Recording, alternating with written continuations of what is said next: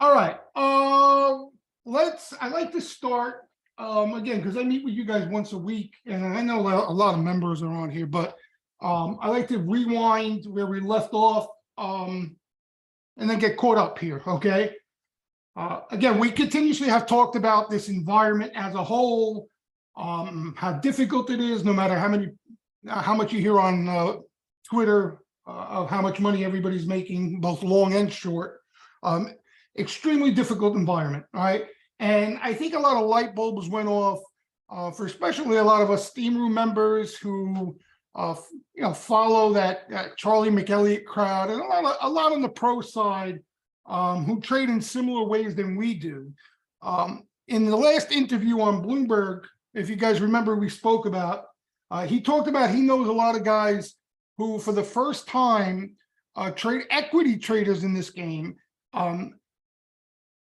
are sitting in high yielding, whatever it may be, money market, instrument, bonds, while waiting only to play off extremes. And, for a lot of us, we can relate because, that's where it becomes a little easier, right? That's where you don't have to worry about concerning yourself walking away from the screen to go eat lunch and then come back and see a completely different animal than you saw when you left, right?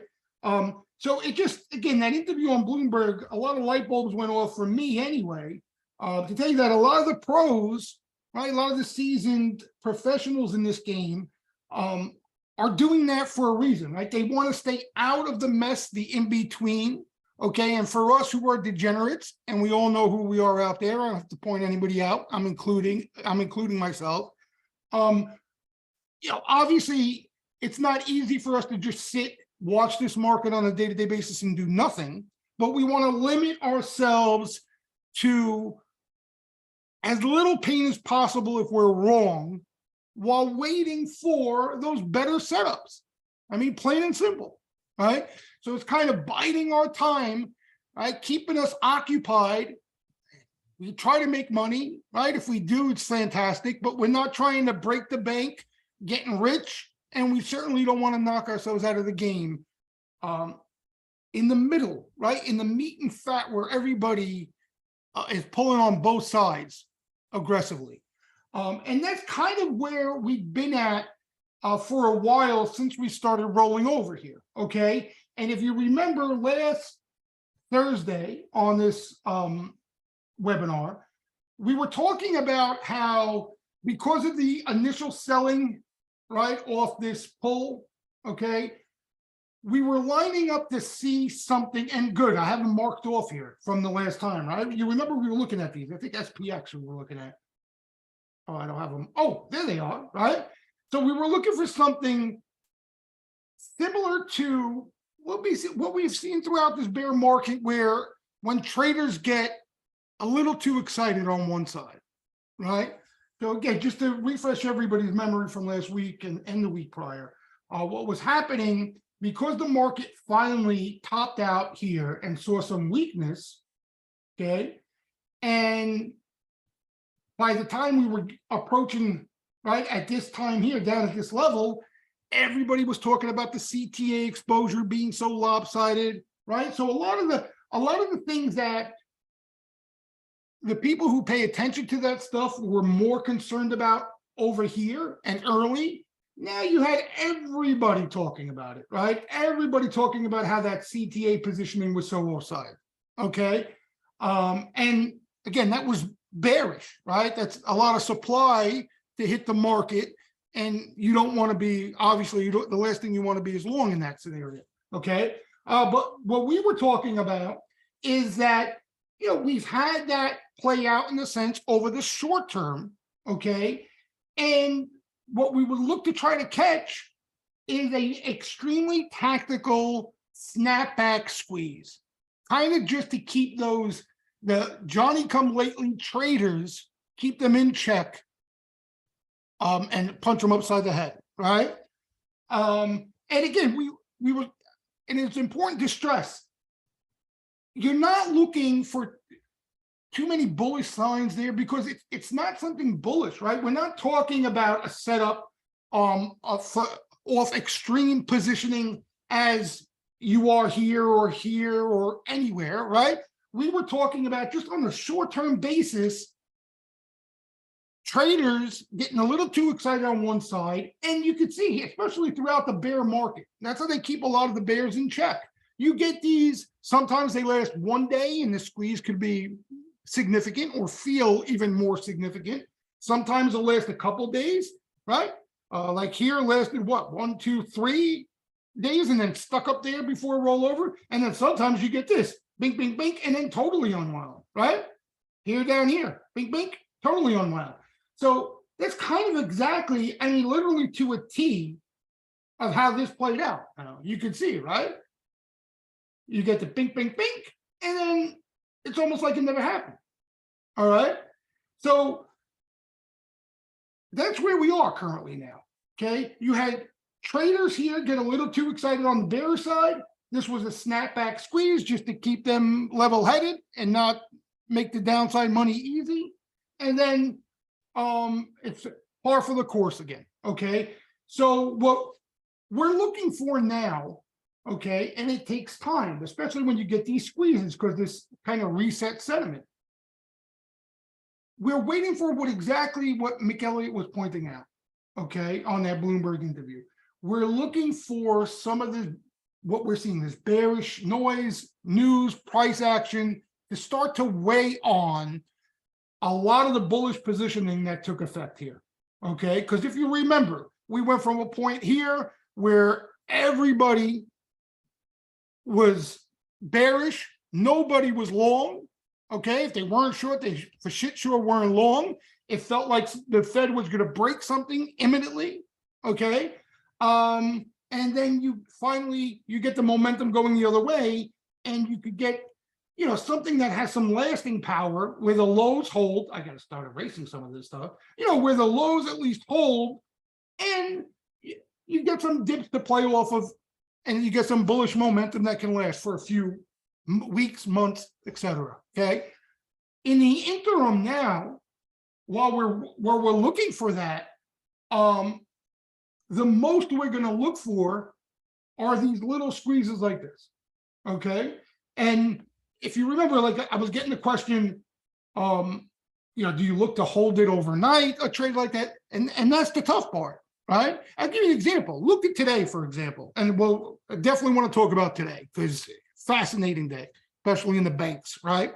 But you know, you had a few guys who were playing the downside today. I mean, pretty nice setup off the morning. You had bank put sweepers all over the yard, right? The market didn't crack yet. It was kind of hanging in there. And then credit, spreads, and tech and everything else started to roll over, okay? So you had a nice short setup there on an intraday basis, okay? You had strong momentum throughout the day. And now you're faced with the question, right? Like we face many times, do you hold that position, profitable position, overnight into a widely anticipated job number tomorrow? Okay. Or do you lock it in, pat yourself on the back, right? Call it a great day and be content with what you made with very little risk. Exactly, Dan. And that's what I was going to say. You know, I don't think enough people weigh what you just said, Dan, as much as they should in the bear market. Okay. And we all look at what we may miss on either further upside follow through or downside follow through. The question, like what Dan is bringing up, is the more important question is, how much more risk do you need to take, right? How much more risk do you need to incur to see that follow through? And is that worth it? You know, so where intraday, you can manage your risk obviously a lot better, right? The trade starts to go against you. You can stop yourself out. Overnight, depending on what you own, especially if you own options, that can't be, you know, that's obviously not the case. So there's a hell of a lot more risk holding these trades overnight. So I'm bringing just an example on the complete other side, the short side, of what some players who played the downside today were faced with the same question. So for me, I will always look to play these intraday. Okay, almost always. Okay, but I get it. Like if some of you, especially if let's say you're put a smaller trade on and you're willing to take the risk, you know, there are things you can look at on an intraday basis to determine whether there might be some follow through or not. And if those things line up, you can roll the dice and hope for a follow through. But the point that the key that we got to keep reminding ourselves is this is just a quick snapback trade. Okay, that's all it is. It's nothing more than that.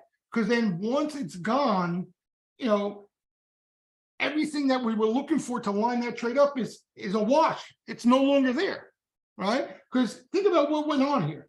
We went from traders who were getting pretty bearish, right? Thinking we were going to go straight to test new lows again. And then all of a sudden you get, you know, who was it? Bostic and what's his face? Bernanke, I'm calling him. Powell sounding a little more dovish than expected. And, you know, they're not looking to raise rates. And all of a sudden you get this quick rip and get everybody talking about soft landing and bullish again, right? So everything that went into this lining up as a squeeze is now totally gone. Okay, because it's so extremely tactical. It's so short term, you know, and these markets move quick. So from this point forward, and that's the more important thing to focus on now, okay? As of right now, the most we're looking for is a setup like this again, okay? At the most. We could be extremely close. With today's price action and everything that went into it, we could be extremely close already. Okay, we'll see. I like to see how some of the things line up, you know, on the sentiment side, Brett's side, when things update later this evening. But we could be pretty close already. Okay, and what that means is if we get some weakness off that job number tomorrow, okay, and we are there, we want to look for, again, that intraday entry where the momentum could start moving the other way and catch some of the bears. Again, a bounce, but I want to make clear we are looking for a snapback move. You understand? And again, sometimes, here's the thing, Amar, like, right, let's say we're there already, okay? Let's say we're set up. Everything meets the check marks like it does here, okay? That move can come intraday tomorrow, and that could be it. Like, I'm trying to give you guys an example. I remember one that was a pretty strong one-day rally, and that was it. There was not much follow-through. Maybe it was this. It could have been this here. See how it gapped up the next day? Okay, but then there was still some more work to do. Like, kind of like that, all right? But again, the thing I want to stress, all right, and like some people say, well, why even bother? Why even talk about this? And you guys can relate, okay? For the McElliott crowd, who's here, he's referring to, they're managing big money, okay, and client money. I'm sure their money's involved as well, but whatever, okay? If you're managing a book, all right, you can go and park that money in 5% and wait for these extreme setups, right? I mean, you're doing your clients well, you make some money off it, that's fine. For us who are trading individual accounts, you're not going to do that, right? You're really going to do that. So what these minor little tactical snapback trades, what they do is, again, they keep us occupied, they keep us involved, okay?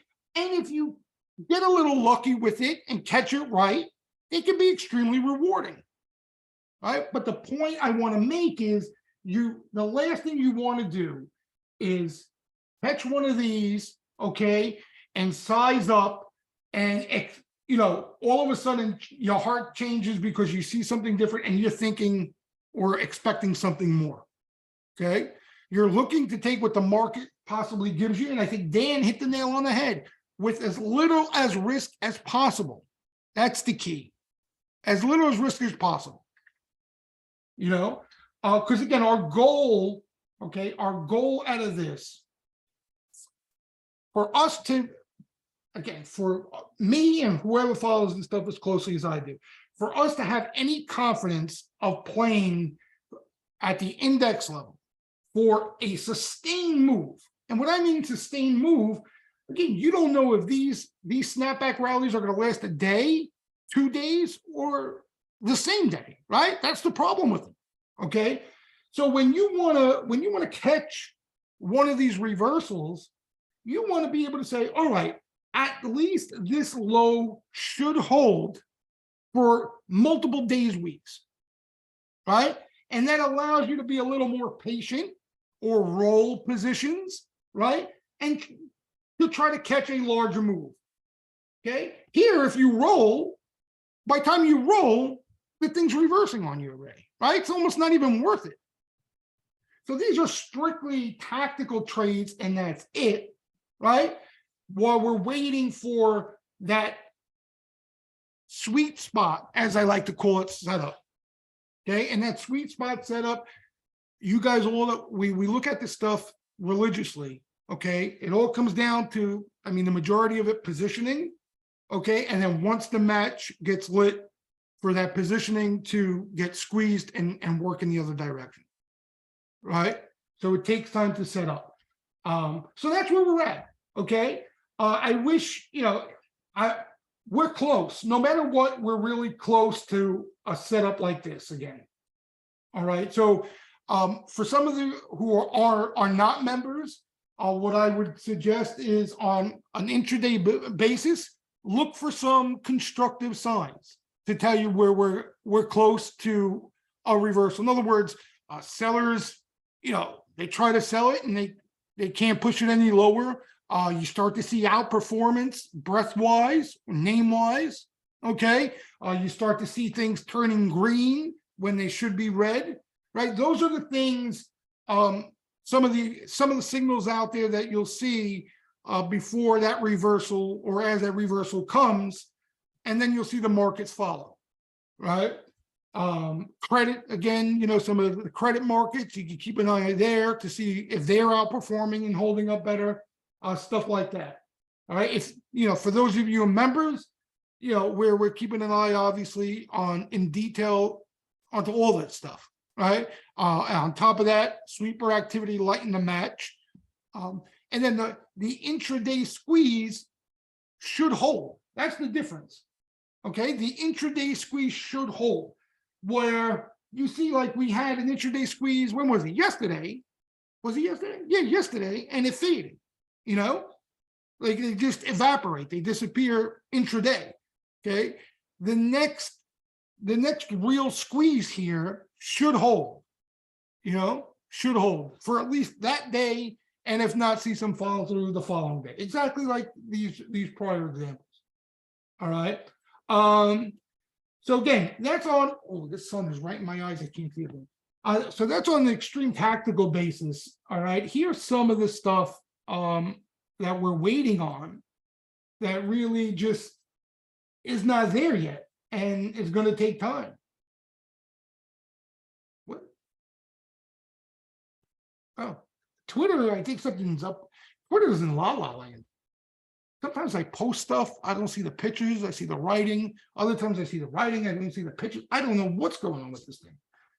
It's driving me nuts, this Twitter lately. I never complained about Twitter before. So quirky. Where's the charts here? All right, so here is an update on some of that CTA position. Okay, let me move this out of the way.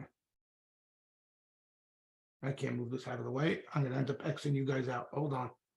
There we go. Elon's fault. Well, I don't know what. I mean, I don't want to blame him for nothing, but I don't know what's going on. I never complain. I swear to you guys, I never complain about this stuff.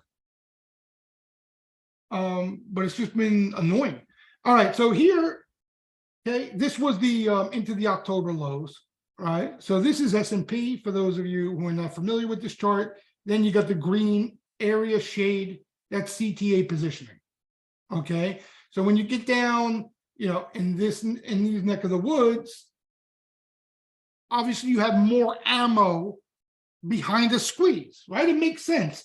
If they're not as short when the market reverses, right, from selling off to now rallying, you don't have that short covering to add fuel to the fire of that squeeze. okay? When you have offsides positioning, okay, and you can see how it built up here, right? Like this is in the heart of the bear market. But not only was there short exposure here, but it hung out there for a while. Okay. And then once they start to cover, that's where you get some of that push, right? And then here you could see they get back to aggressively short, and then they reach a point here where they can't even short anymore, and they start covering before even the market fully turns. It bottoms, but before that even rallies, and then you can see they get to over here, right? And that's all covering. So now we're over here. Ooh, I can't, bear with me, guys. I got sun in my eyes. I can't see a thing. All right. So here's where we were recently. Okay. From being long, this is just S&P 500. So this is not everything. This is just the S&P. So they went from short to net long, okay, into these highs, right? And this was the problem we were talking about, if you remember, a few weeks back, okay?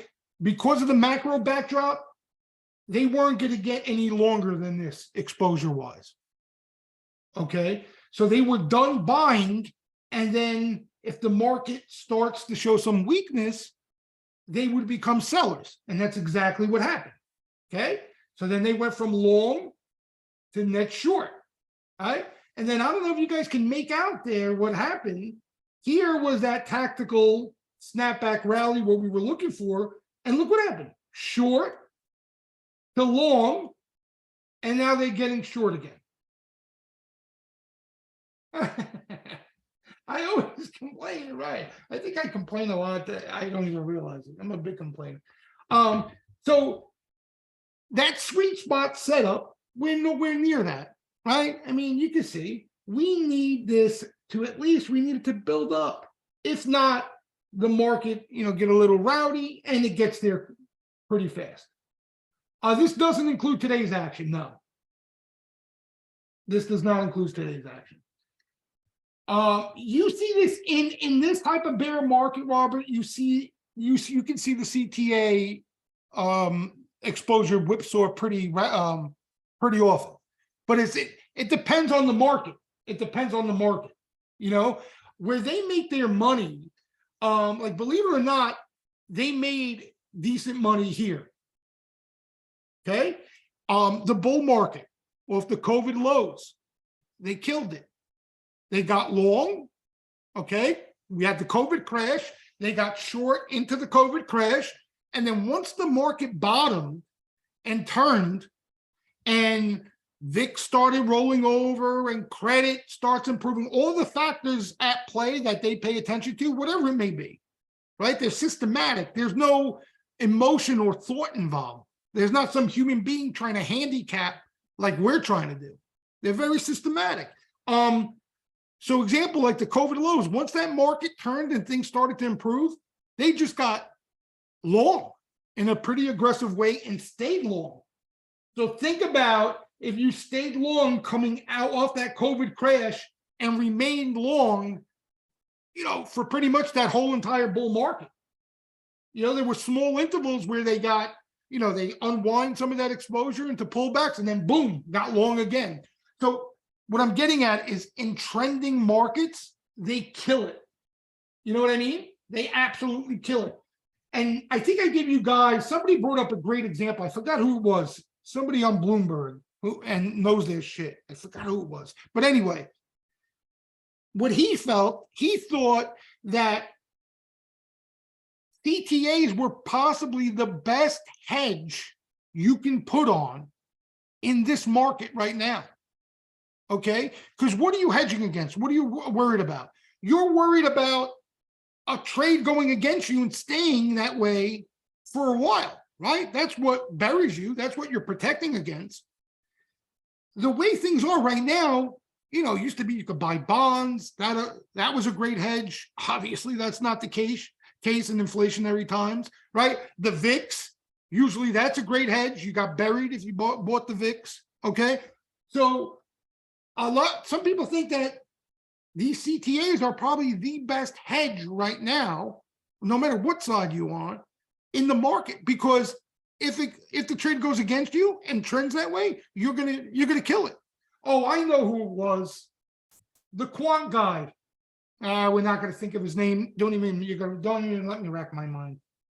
Yes, Ashley, I love you. Oh, you don't know what the brain cells you just saved me. Thank you, Ashley. See, someone's paying attention. The brain cells you just saved us. Jesus. But that's who it was. That's who it was. And made a great argument for it. Okay.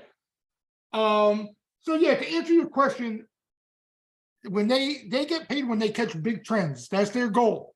All right. So the times they get chopped around, they don't let it bother them because it's the inevitable. They're going to get whipsawed at specific times, but when the markets trend, they're going to kill it. All right. And again, our edge off this information is when they get to extremes and have to unwind that position. Okay. Especially in the less liquid markets, it matters. It matters. They play a big part in it. There are other pieces of information you could take away from CTA exposure. Okay, not as much of an edge as anything else. Anything in this game, guys, the edge is off extremes. Okay, I'll give you guys an example. We were talking about in the room today. You know what was a great trade? And you guys know I'm long only. Okay, I don't play downside. But a great recent trade. Thank you, Ashley. A great recent trade. Talking about extremes. Okay, was this, and we were talking about it at first because we were talking about hedge fund positioning, and then we saw this, and this was like, I think, the sign from the gods for anybody who plays the short side. Right here, hold on.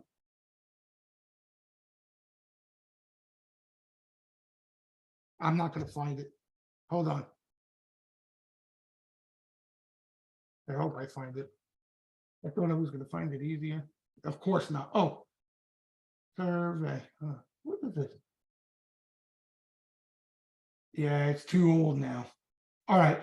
Regardless, it was this. The most crowded trade every month, the fund manager survey comes out, right? And talks about fund manager positioning. The most crowded long for the month of February was this. China.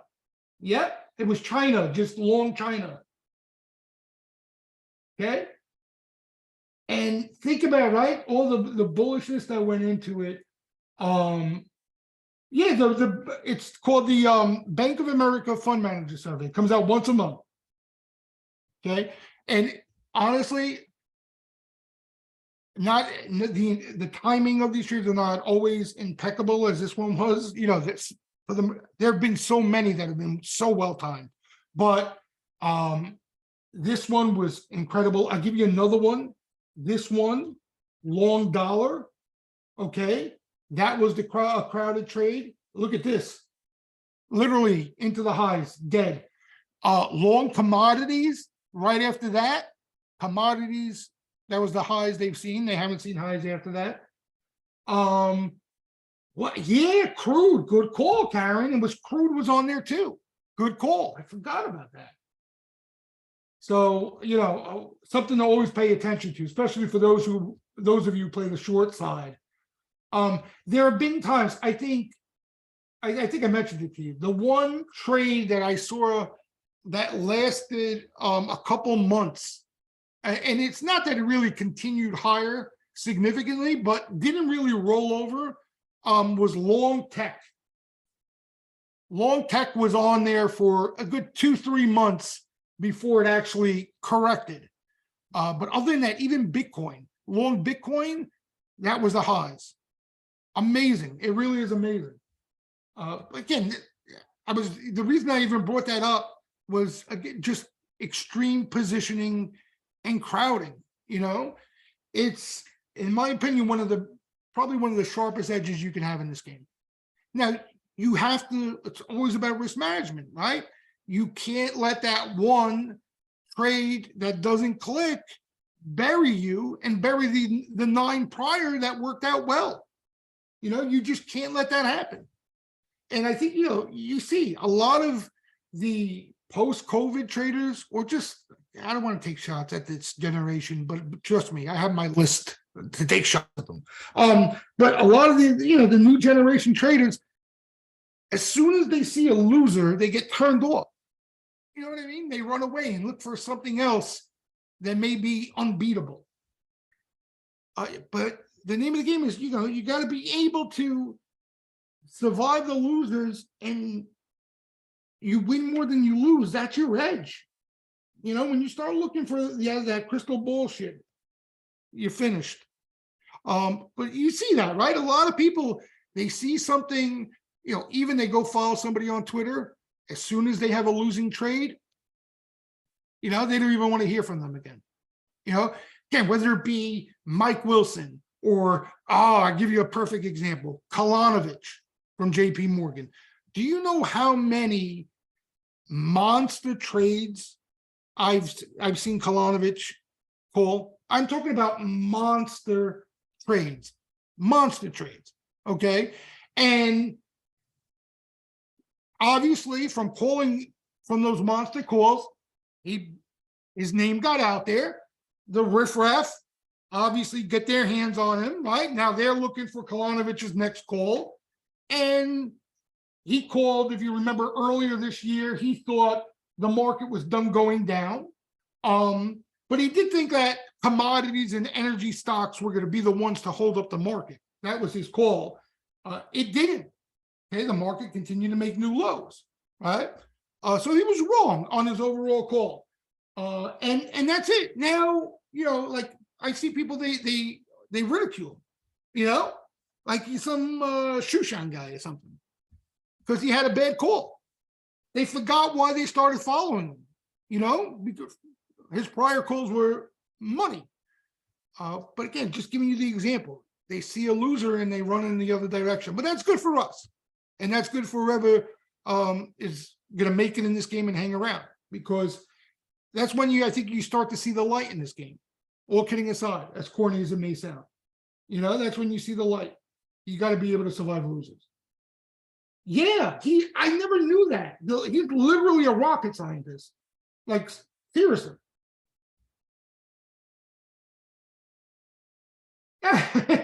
Cash, what's funny? Would you be shocked that, see, they haven't given up on her for some reason, which is remarkable. They haven't given up on her. But Kathy Wood, prior to this call, where she's been pretty much touting everything she's been touting all the way down, okay? People forget the calls that put Kathy Wood on the map. When Tesla couldn't get out of its own way, exactly, right? Nobody believed her. They thought she was a kook, and Tesla became real and exploded, right? Or all of these growth stocks. Yeah, she got, a ridiculous 5 years. So again, simple math. If you risk manage even Kathy Wood's calls correctly, you should be more than happy with the outcome. It's the truth. Yeah, now she's getting a little too crazy, Bitcoin a million. I mean, she's losing her mind. I think she lost. I think the downside of the market, she lost her mind now, I think. It happens, right? Cash, you've been in the game. This game can make you nuts. All right. So I see how I flip-flop around. But again, I was referring to the extremes, but to stress the importance, guys. Okay. And there are going to be times when things are at extremes and you're going to be early. That's why you have to pay attention to the risk and manage your risk, and always expect a loser. Okay. No matter what. But extremes are of positioning. That's where the money's at in this game. That's where the money's at. Okay. It can help you stay out of trouble too when things get crowded. So that's what we're looking for. We're looking for things to line up a lot sweeter than they are on a risk reward basis. It's probably going to take a little bit of time, some volatility, some downside, the whole 9 yards. But in the interim, we look for these snapback squeezes and try to catch them. You know, again, intraday, maybe hold some if you want overnight. Okay. One more topic I wanted to talk about, and then we'll talk about the banks and all. Individual names, okay, because that's been one of the bright spots of this market since October. Okay, we're still seeing flow in individual names, selective. Okay, a majority of them are repeat names. Okay, which again I'm not a big fan of, because what happens, guys, repeat names eventually become that, you know, repeat buyers eventually become a loser. You know, a lot of times you'll see repeat buyer again, repeat buyer again. You know, at some point that last repeat buyer is going to be a loser. That's how these guys play. You know that. Okay. They buy dips on the way up until they're wrong. Okay. And options are perfect for that. So we've been seeing like energy names that still look good, and especially on dips, but it's been very, very selective. What we want to be careful about, okay, is if the playbook changes here, and that's what's got us a little concerned about what's going on in Bankland right now. Hold on, I can't see a thing with this, son. What am I doing? If you remember, we had the conversation on this. Oh, let me get an updated one. Hold on, I might have an updated one. 1 second. Let's see.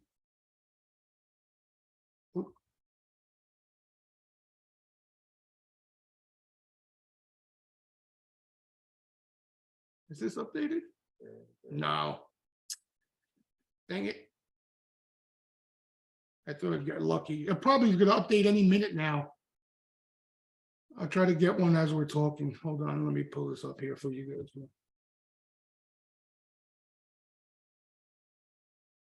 All right.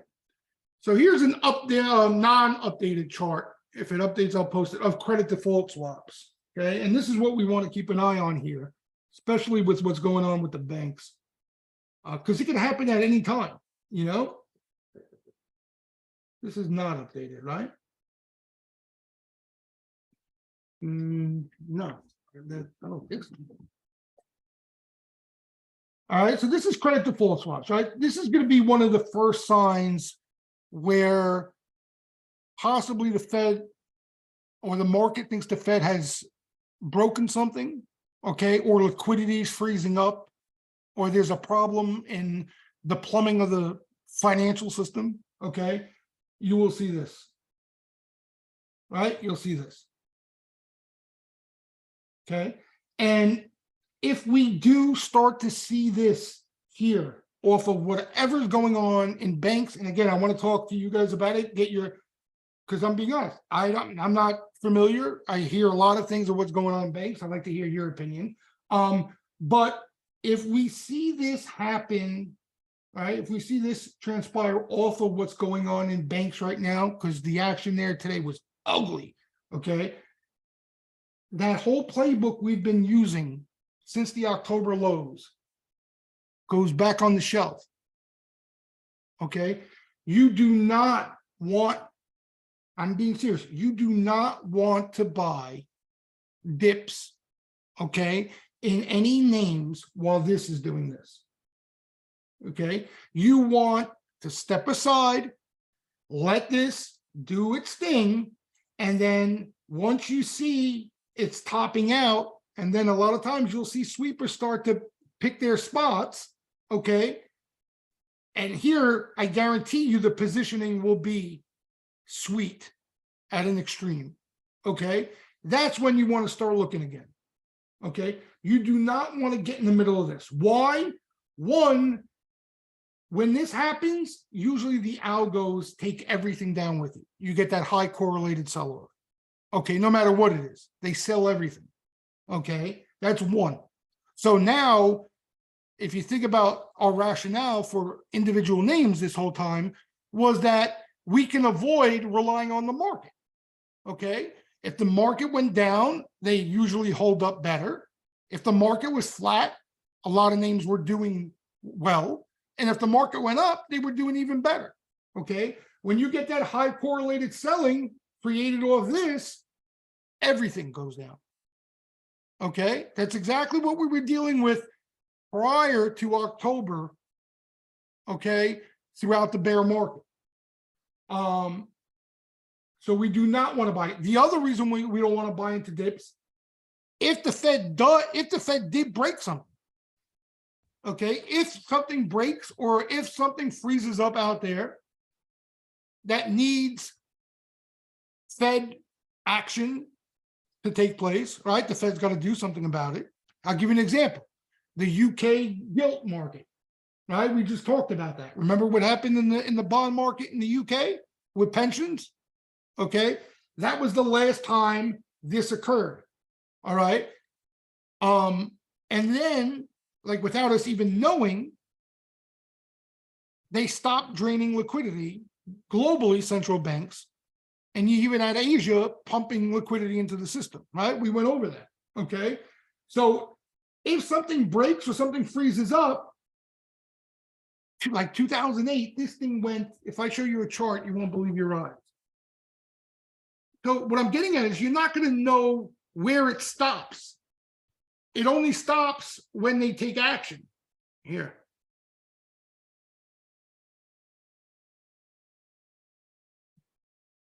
This is showing you big picture here.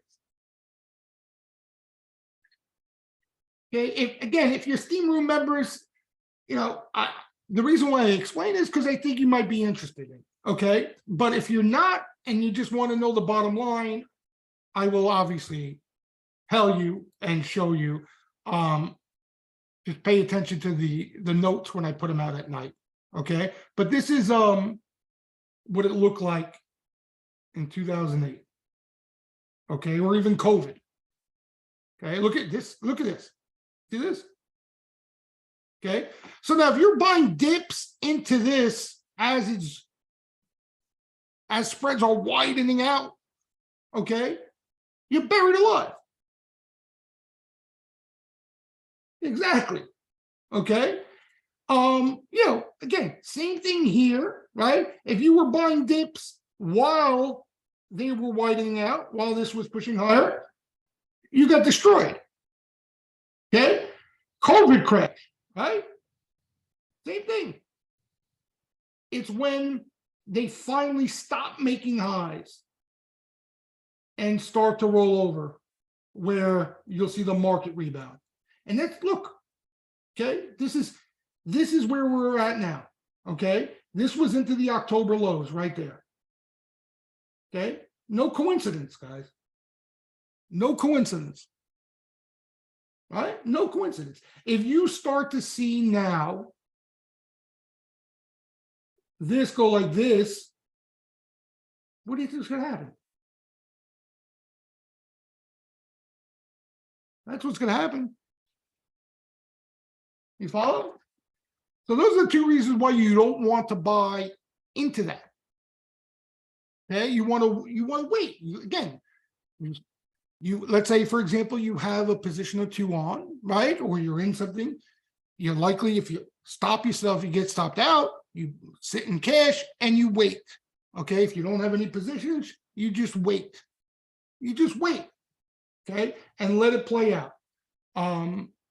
And again, we'll get, when we get there, we'll worry about it. But a lot of times, okay, this is where it topped out.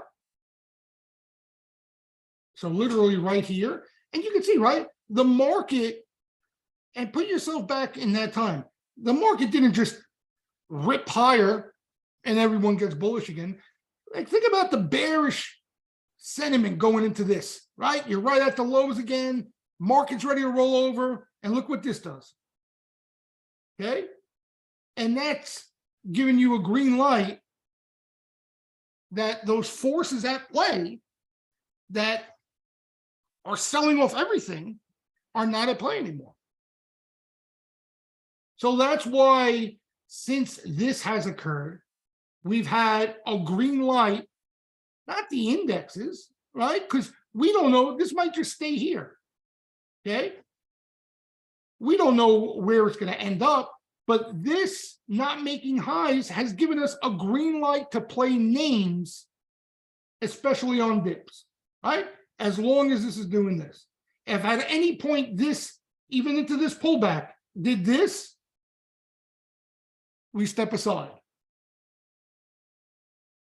All right. Anybody have any questions? We've been talking about this for a long time now, but we've had a while here.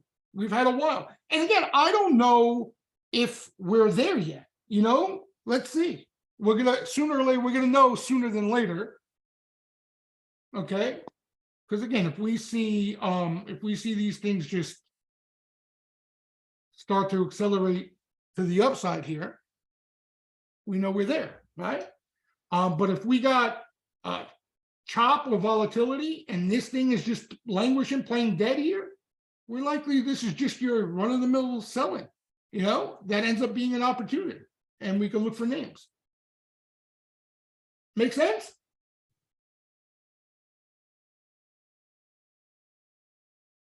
All right. And again, the reason why we're bringing that up, banks, and let me start by this, banks, okay? And I fault myself, even for me not playing the downside. I did not pick up on this regional bank debacle as early as I should have, because I had no idea what was going on. We've been seeing put sweeper activity in names like this. Okay, you guys remember for quite a few webinars now. Remember, I've been asking you, I can't remember the symbol, right? This was the bank, SBNY. Okay, they've been sweeping puts in this name, and I had no idea why. This thing doesn't catch action. Signature Bank, you know, even when it's rallying, this thing doesn't catch action. And there have been put sweepers filing into these things. And to be honest with you, I still don't know the real reason why. And that's what I was saying before. I'd like to hear what you guys have to think. What is going on with these banks? I mean, now it's widespread across the whole financial sector. But you can see, look at this.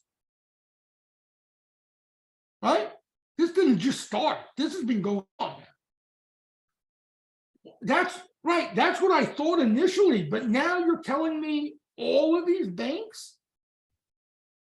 Yeah, that's another one. I mean, I don't know if you guys paid attention to it, and I can't fault you if you didn't, okay? But they literally swept puts in every single financial you can think of. Every single one. Every one. You know, remember we had this name, this is a REIT.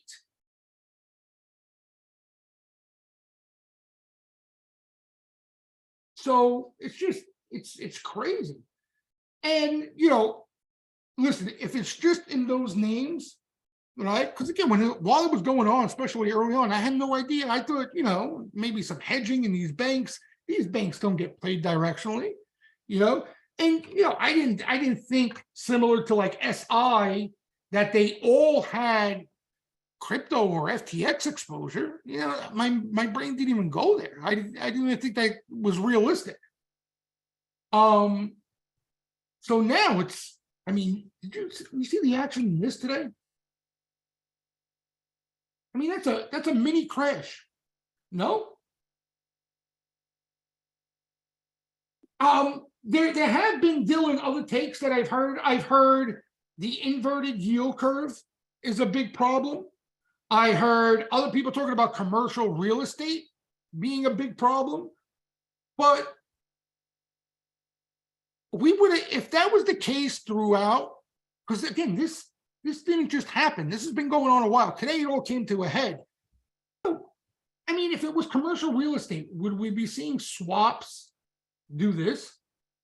Like, these things have been, these things aren't even signaling a recession is anywhere in the picture. You know, when you got contagion, these things blow out.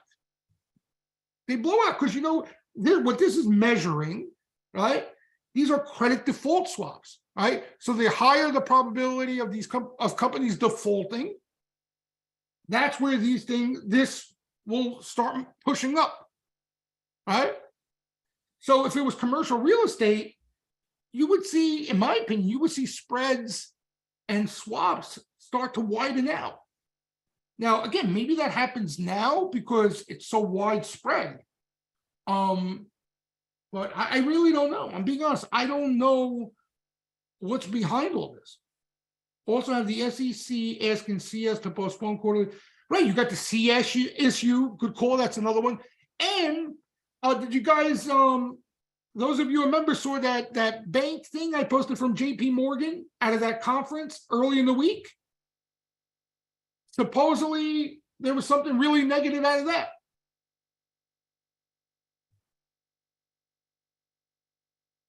They're losing deposits and stuff. I don't know. Again, this is above my pay grade. You know what I mean? I don't know. All I know is this is not a good sign. You literally had a mini crash here. And like some of you pointed out, the last time we saw something like that was when liquidity was starting to really tighten up in late 2018. So let's see if we could see it on this chart. Right, obviously COVID, it fell out of bed right here.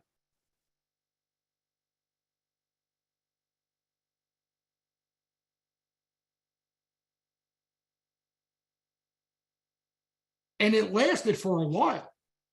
So like you see, there was weakness, choppy weakness prior, but then when liquidity really started to tighten up, this thing had like these mini crashes. Maybe, Khalid, maybe. Again, your guess is as good as mine. I was asking you guys. I'm being dead honest with you. I've heard different reasons, but I really don't know. Taper tantrum, yeah, could be. But, I mean, there are signs that liquidity is tightening up out there. If you remember, we were talking about how there was an influx of liquidity from Asia, all offsetting QT and everything else. And now you got the reverse repo piling up there. You got a couple of things that are signaling that liquidity is tighter. So maybe that could be Sahil playing into it. I'm being dead straight with you guys. I don't know. But when you see stuff like this, oh, your SIVB, that thing today, right? They were buying puts this morning. The stock was already hammered, and this thing just kept going lower. Look at this.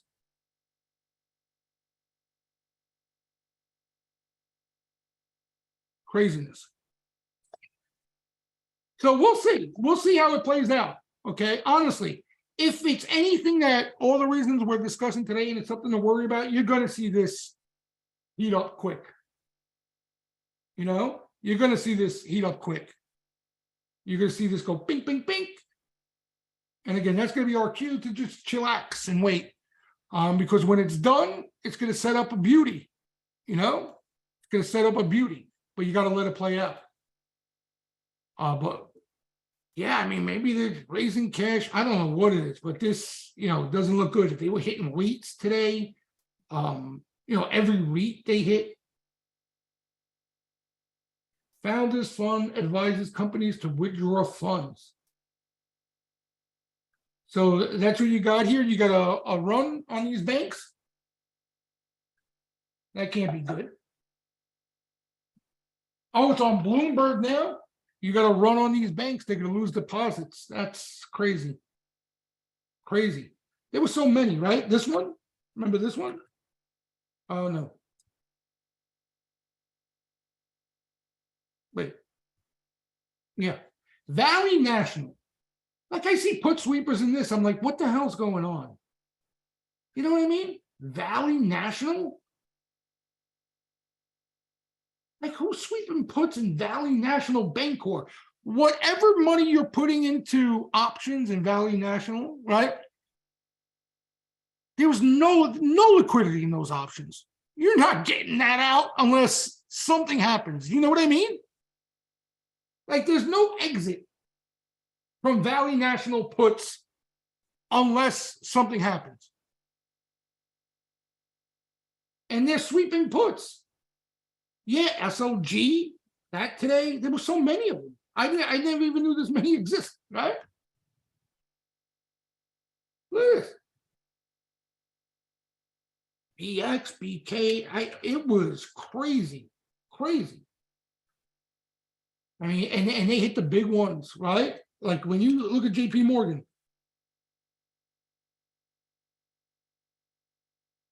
Bank of America, down $2, right? Hammered.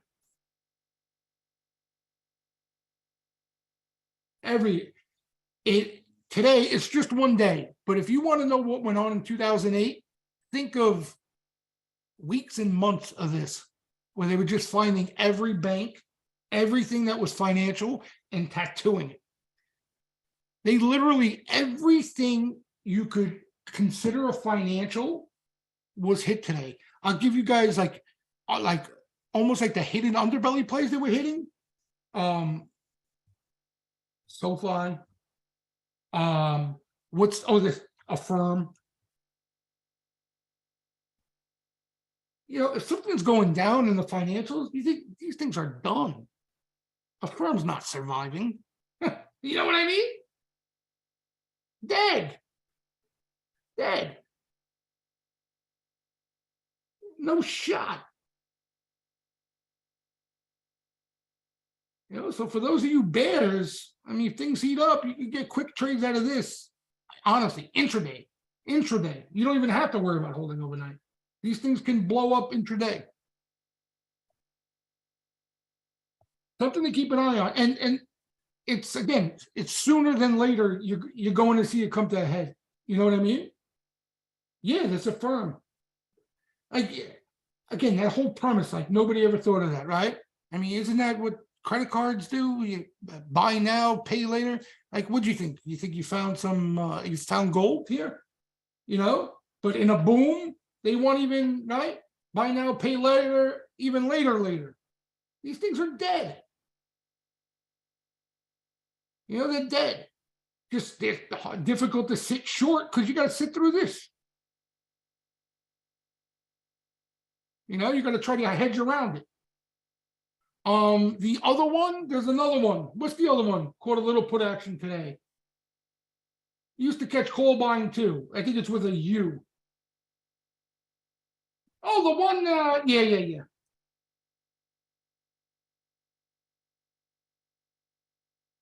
I mean, these things are already dead, you know? But look at them. These are all going to the graveyard. But you see, these are like, they're down already big, but they're almost like hidden, right? This is like the second tier financials, right? Financial related stuff that sweepers were looking for today. You know, because this thing could get hit hard. This is nothing. It could pull a Carvana and go to easy single digits. Yes, that's a REIT, right? That was another one, tattooed today. ARCC, tattooed.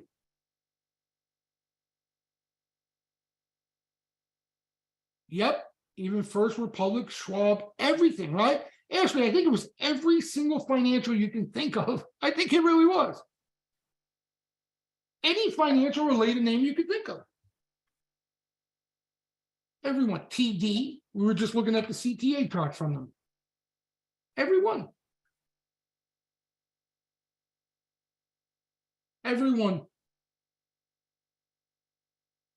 So again, it's not pretty. CBRE, commercial real estate. Is that what that is? Oh my God.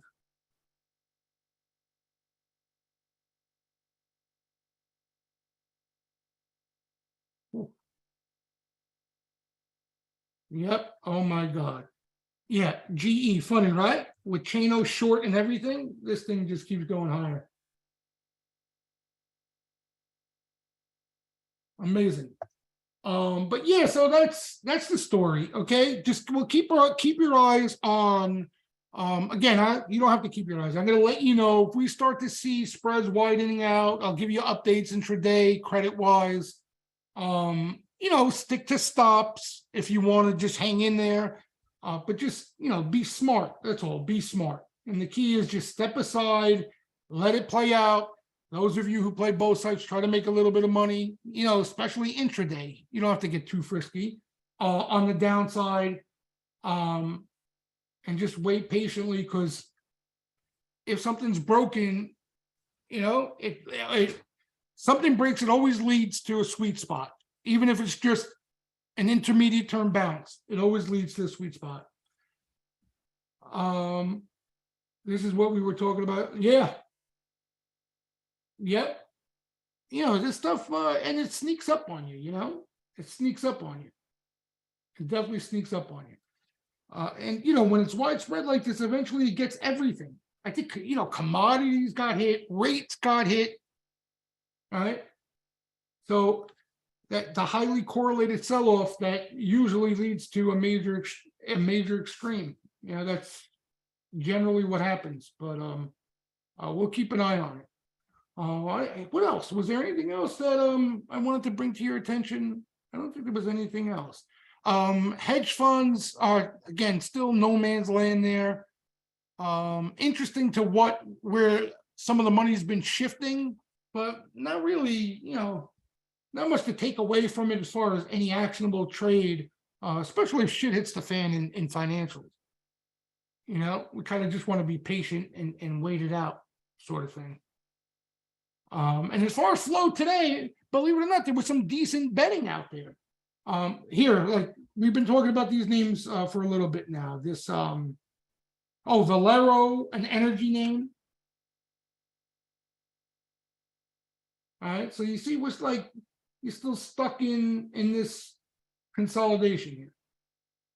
I mean, my advice, it depends what you're looking for, especially if you're looking to trade it. I would try to take advantage of these down shifts. You know what I mean? If you're gonna buy it, we always like to buy when it's up, it looks better. But in this environment now where it's slim pickings, I'd be a little more careful, especially if it, repeat names like this. Another name is this one, right?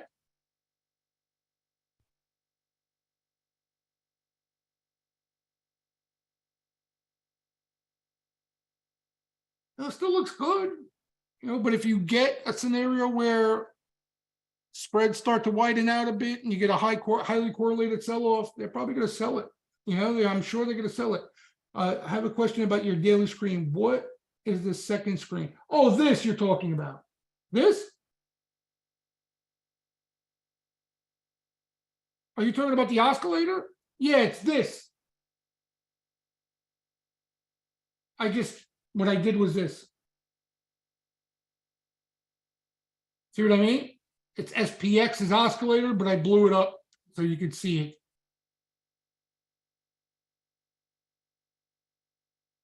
LQ. Oh, okay. So this is a pretty good measure. That's a good question. This of credit spreads that we could watch if you don't have a Bloomberg on an intraday basis. All right. So generally, okay, what I look for. Okay, when this is going up, that's a green light to buy, especially names in this type of market.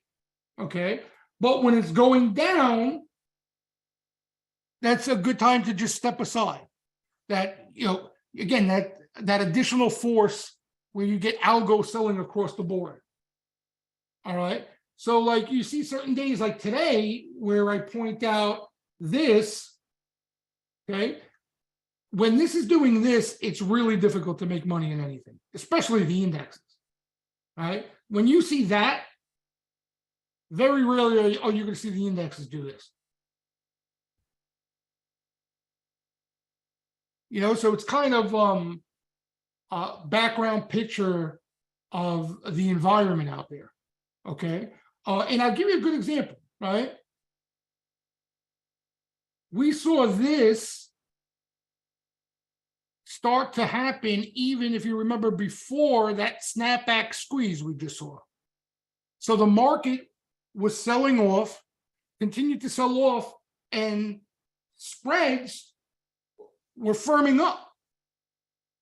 Okay, so it told you like it was just normal selling. It wasn't that additional force out there at play. Okay, and then you can see, right, this was the snapback squeeze, and then this is what we've been in since. So for me, especially intraday, that's what I'm looking for. When this is doing this, I'll get a little more aggressive on the long side. Maybe if something I'm in, I'll give it a longer leash if it's moving with the market.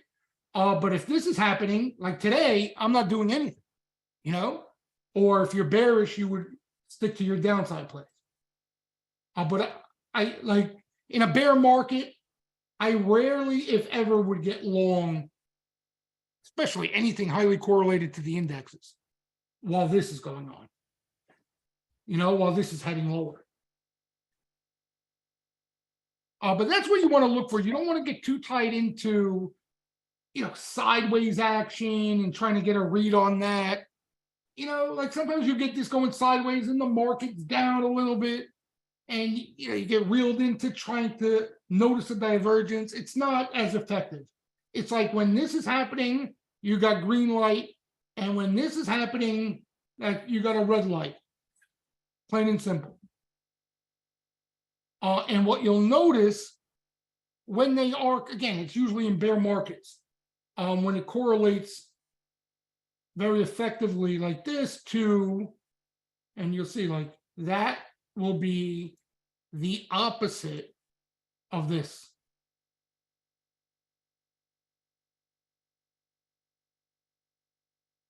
So that's generally what we're looking for. If the U.S. blew up and there was a credit event, would it affect stocks like VLRS, Mexican Airline that I recently flew on? It depends. You know what I mean? See, it depends.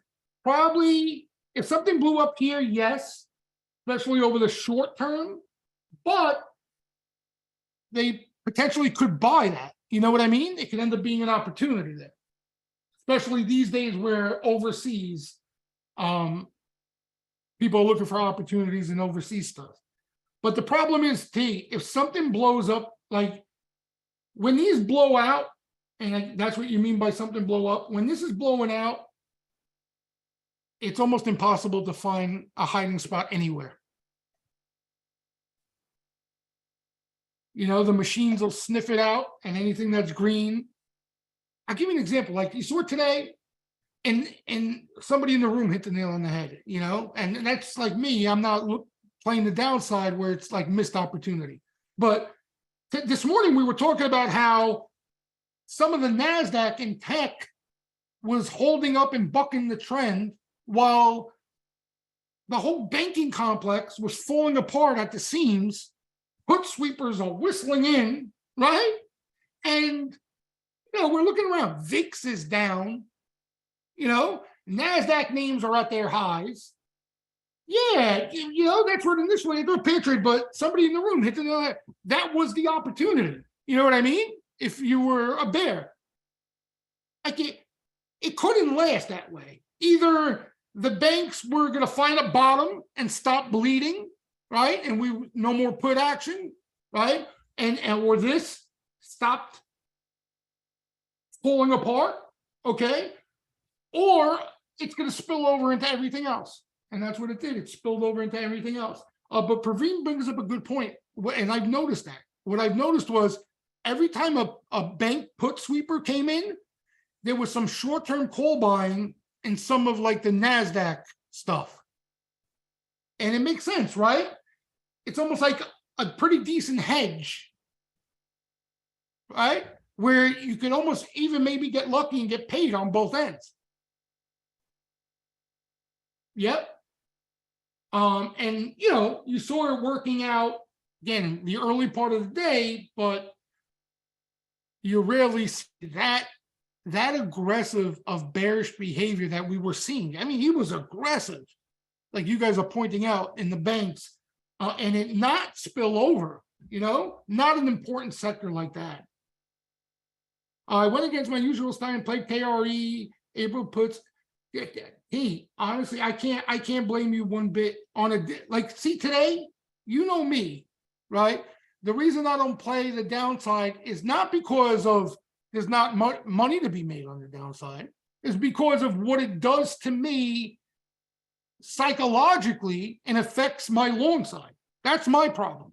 Okay.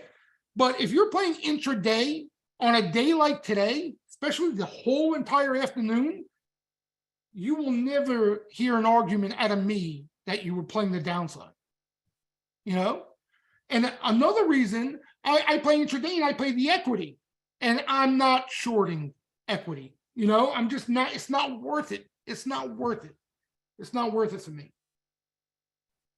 Exactly, T. Exactly. That's exactly the problem. What would happen to me?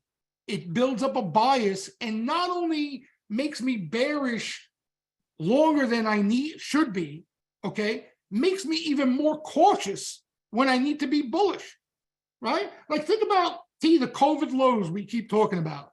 Can you imagine you were loading up on puts into the COVID lows and like you made money for a week or two into that COVID crash? Like think about the switch in bias for you to get long when you needed to start getting long off the COVID crash. Not easy. Not many people can do it. We're wired in a certain way. It is not easy. It's a very difficult thing to do. Right, Khalid? Listen, that's everybody. That's 9.5 out of 10 players in this game. Right? And that's why, like, some people like myself who've been in the game a long time, if it does that much damage psychologically, it's not worth, the little opportunity on the downside that you may miss is not worth the damage that it does. Yeah, but like intraday, if you're using the same risk management principles that you're using on the long side, there's no harm. It's the same thesis. But he points out a great example. The bias, it's, you could say, oh, I'm not like that, but you guys know. You guys know. You get all buried up. You feed into all the bearish noise around you, right? You never believe any rally that comes after that. Do you know how much damage 2008 did to bulls? I know perma bulls that turned bearish into the later stage of that 2008 debacle, made some money. They didn't get long for years after the 2009 lows. Years. Well, I mean, I follow perma bulls and bull markets. You know what I mean? I follow perma bulls for things I may miss on the bullish side in bull markets.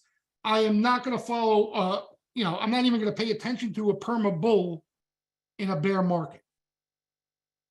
Yeah. That's why, PJ. One thing and I've been told this, and I pat myself on the back. One thing in this game that I do well. And you guys probably notice it for those of you who are members.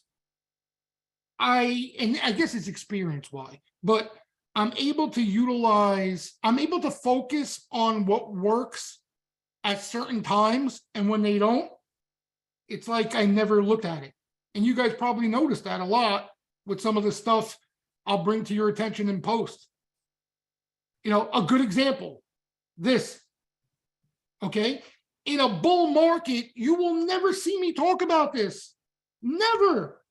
In a bull market, right? I bring this up to you guys every day. We look at this every day for the past year, okay? And those of you who've been with me like T know, in a bull market, have I ever shown you this chart?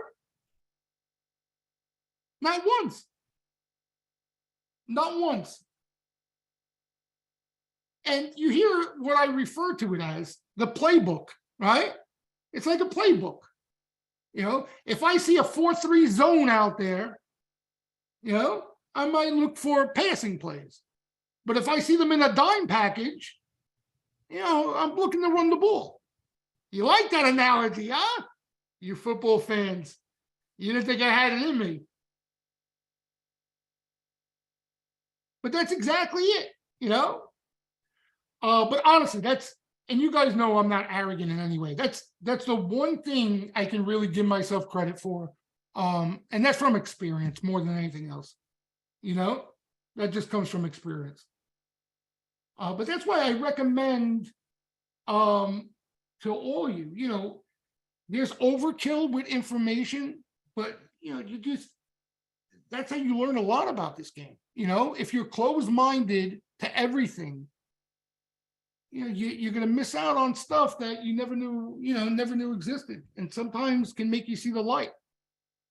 It doesn't mean you put everything to work and use it religiously, but your eyes, they're the best test out there, your eyeballs. What are you guys saying? SIVB is down in the aftermarket now? I appreciate that. Praveen, I appreciate that. That makes me feel good. Where SIVB, this thing's still tubing? Oh, well, I don't have the aftermarket on here? Oh, just a line. Oop. What is going on, guys? A run on the banks? Is that really what's going on? A run at these regional banks?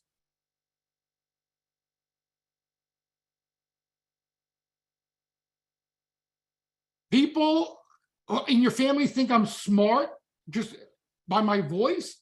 I got the Brooklyn accent, raspy. I sound like I just crawled out of a bookie joint. But I love your family for saying that, boy. Woof. I sound like Yellen's kid. Here she comes.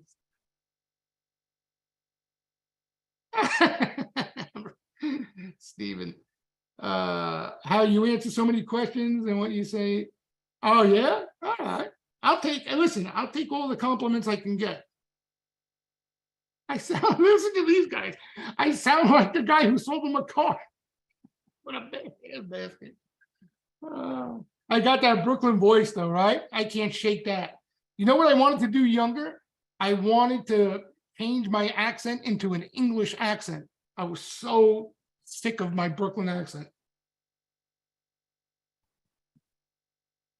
You got rid of your New Jersey accent? Jeez, that's not easy to do. Very nice. Oh, you're gonna like my name. If honestly, I'm born and raised in Brooklyn, right? You guys know I live out on the island now. I'm born and raised in Brooklyn. I'm half Italian, half Greek, literally split down the middle. Okay. And you know what my first name is? You probably could guess it. Dino, D-I-N-O. Yeah. Yeah. Like Dean Martin. Fits, right? God, I put everyone in a state of shock. Unmasked. One day, we were talking about the unveiling one day, but I like the suspense because once you do it, once I do it, then it's like, at some point, maybe we'll all line up and something, make a score, and we'll do an unveiling or something. Yeah, then exactly. Then I'm just Dino. Then what, right? The squat box. Yeah. Good idea. We go to Vegas. We put it. We flip a coin, put it on one side. Stephen, he's ripping me apart over there, Stephen. He takes his shots all day. He comes on here just to take shots at me all day and rile me up on the riffraff and Bitcoin. Comedy.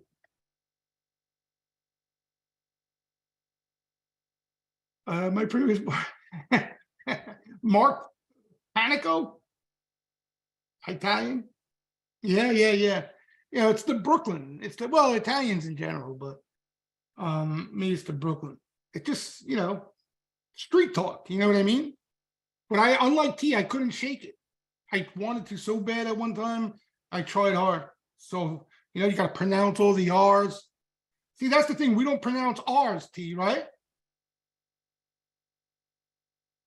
Oh, and the vowels too. Yeah, they're awful. They're awful. There. Instead of there, they're awful. There's one accent worse than Brooklyn and New York. Boston. Oh. Yeah, I was just going to say, if I had a Boston accent, I'd chop my head off. No offense, Boston. I'm a Yankee fan, so go fuck yourselves. Yeah, they don't say, park the car. Go park the car. Chowder. That's the worst. That takes the cake. Italian mother from New Jersey, but foreign father. Where are you from, T?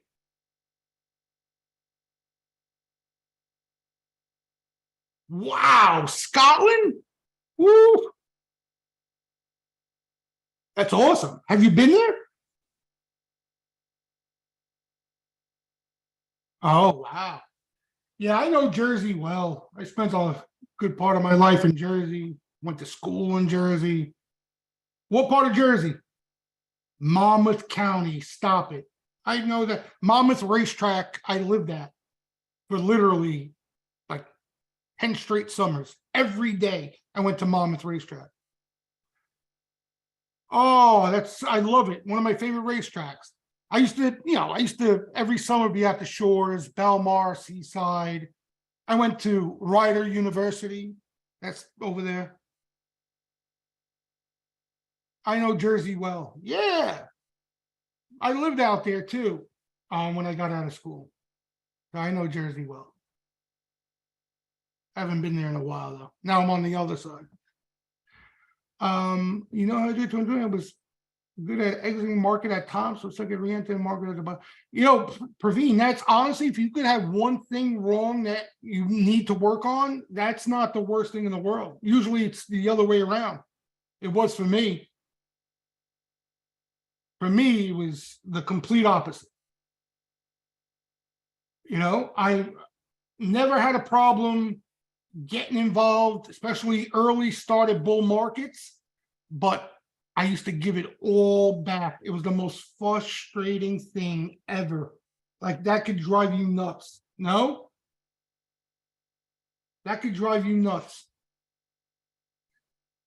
You know, but eventually it was like an awakening because it frustrated the daylights out of me. You know, I used to, again, I had no problem getting in here, getting aggressive while everyone was even bearish at times, you know, but then what would happen is correction, and I give all of this back in one little correction, all of it. And the people I worked around, they weren't any better. They would, one little correction used to knock them out of the game. They'd be on margin, you know what I mean? So, but early on, I knew like I had to solve this. If I solved this, right, I had no shot. You know, it didn't matter how much money I made. I would always give it back. Oh, Eric, it's the most frustrating thing in the world. You know, and then I realized like, what's more annoying, what's more frustrating, what's going to have a bigger burden on you in this game, getting out too early or getting out too late, you know? And then that's basically how I adjusted, where early on I would limit my risk, you know what I mean? Where I'd stay involved and still participated, but if there was a pull, I'd give a piece of what I made on the upside back, not the whole enchilada. You understand? I told you, the funnel effect. Like that. All right? Most aggressive, max risk early on, and then as it extends, less less risk, less risk, less risk, less risk, until you get that yank. That's basically what I look to do. So I don't, I'm not a lot, not always do I get out completely in cash before a yank, because I look to stay involved. So sometimes I get caught, but when I get caught, I'm only giving back a piece. Yeah, that's again the degenerate in us, Max. You see, you trim down your risk early, and you see a market continue to do this, and you take the needle, and then you get caught with the whole basket, and then it doesn't take the same magnitude of a sell-off to wipe it out, right? It's always, you'll wipe out profits in just this if you're in too deep.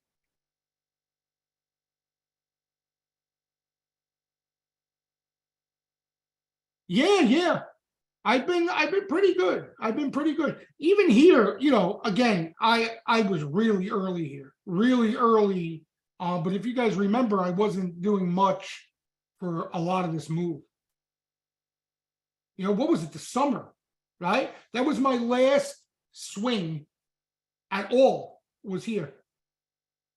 Overnight risk. Yeah, Sharpie's not updated though, DKA. That's the problem with Sharpies. I'm dying to know what's going on behind the scenes, because I'll be really pissed off if they are somehow net short when we get updated here. I don't think so, but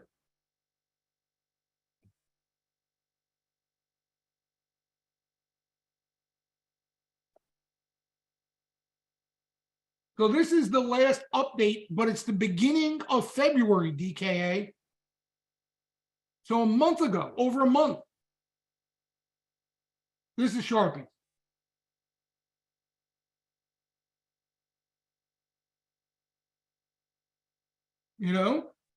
So you got 4 weeks of updates. And I don't know where it is, No, they got hacked, and I don't know what happened. They lost the information. I have no idea.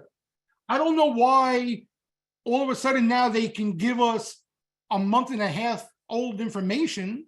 Like, did you get it back or not? Were they gathering the data? I don't know. But they got hacked. It was like a bad hack.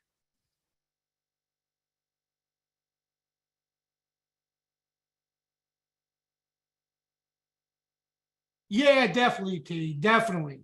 And you got to understand now, I'm in the game a long time. I'm a lot more conservative than I was even 10 years ago. You know what I mean? A lot more conservative.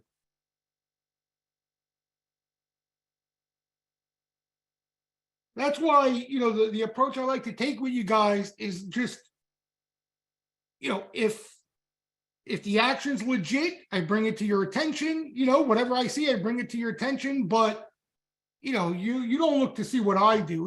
Everybody's different. Yeah, that's exactly it, right? You use technicals. You know what I mean?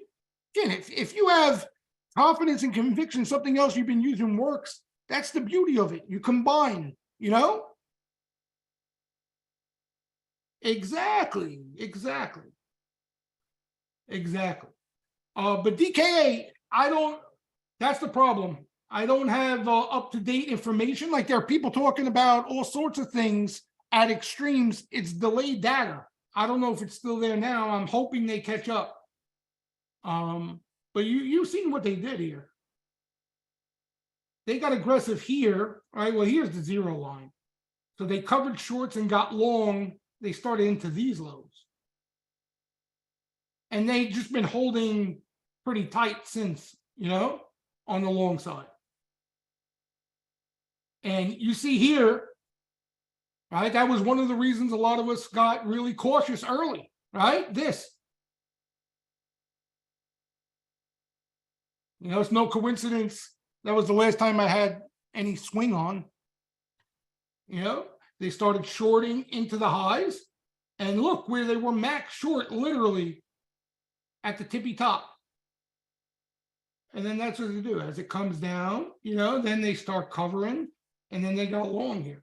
So because we had a rigged market, it's different. This was a good sign that at the least there would be a floor here. You remember we were talking about it.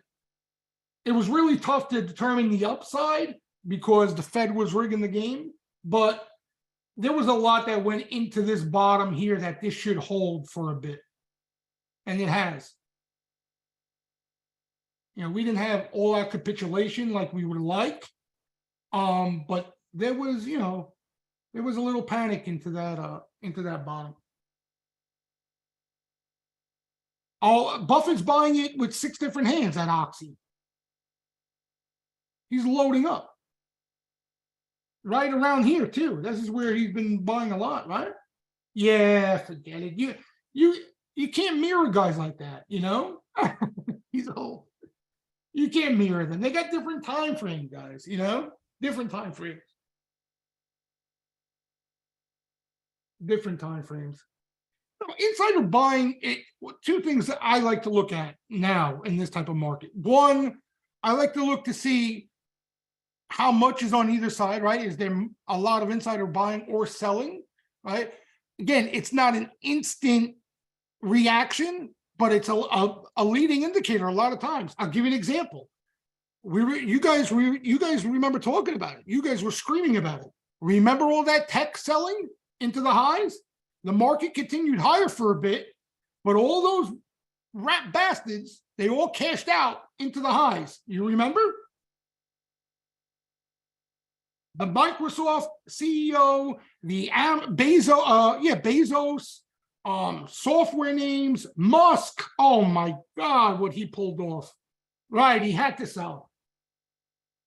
The Fed, everybody.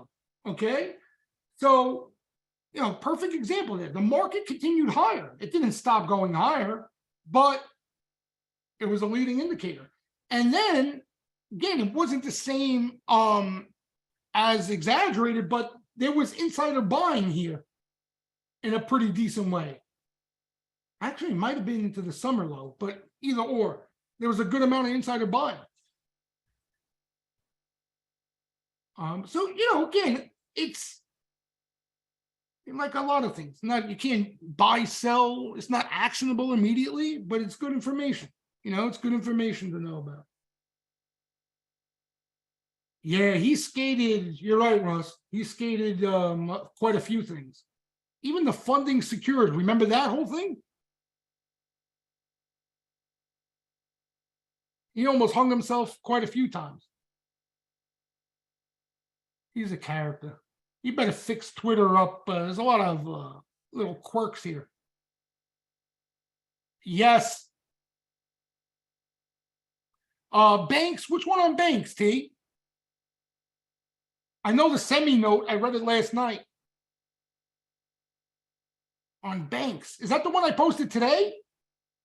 Oh, yeah. GS. Gotcha. And tonight we got Hartnett, T. Let's see what he has to say. Me and T have our own conversation there. But I got to run now anyhow. What time is the flow show? Great question. Sometimes he'll post it at 12:30 at night to keep me up all night. Sometimes I just happen to look at like 5:36 and it's there. There's no rhyme or reason behind it. Unfortunately, I wish I could tell you guys a set time. That's probably your best bet. Or just look before you go to sleep. That's the only thing I could recommend. But me too. Sometimes I'm tired and I wait up all night because I want to read it. Yeah, you know what I want to know off the flow show? I want to know what he feels about yields backing off here. Interesting today. And how that plays, Oh, they backed off a little bit, but I want to see if he has anything to say about it. But listen, he's adjusted, and that's what we like about him. He adjusts his tactical time frames, which you have to do. You can't just stick to big picture and not adjust around it.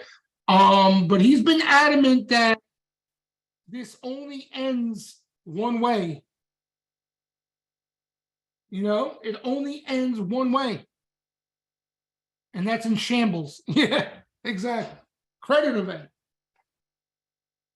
And if you think about it, you take out all the noise that we hear on a day-to-day basis, soft landing or inflation running hot. It's like you're going to get both ends, right? You're going to be pulled in all different directions. But based on history, it always happens like that, but it's the same ending at the end of the story. Something breaks, and then it clears out everything, and the Fed reacts. The tug of war that happens in between. Oh, inflation's hot. Oh no, and it's cooling off. Oh, soft landing. That's all just, the back and forth of it. But the Fed's actions eventually break something in the world.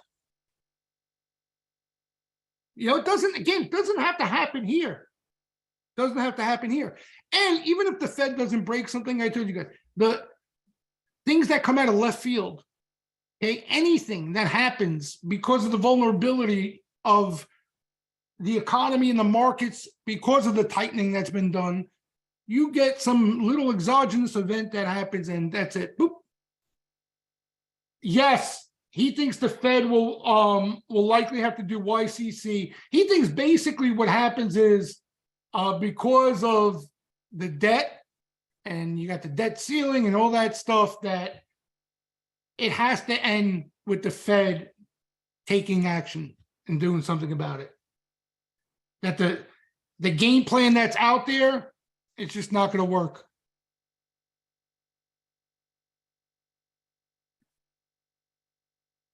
I know, that's what I mean. It's right. It's sneaking up on us.